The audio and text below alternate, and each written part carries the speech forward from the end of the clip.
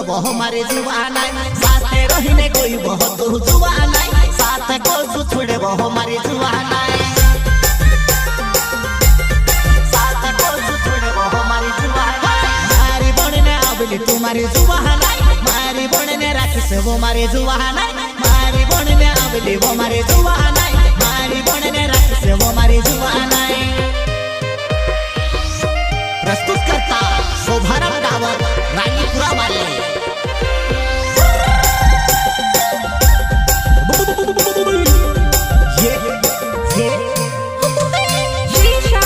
Recording studio Palsur music director Vighnesh भाले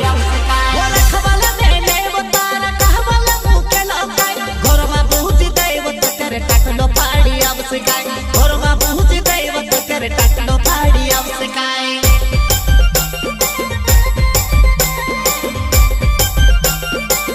वो रखवाला मेले वो तारा कहवाला मुके लौटाय घरमा पहुंची दैवत करे टाकलो पाड़ी अब सिकाय घरमा पहुंची दैवत करे टाकलो पाड़ी अब सिकाय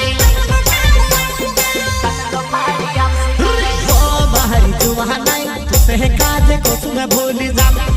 ओ हमारी जुबान तुसे काज को सुन भूली जा।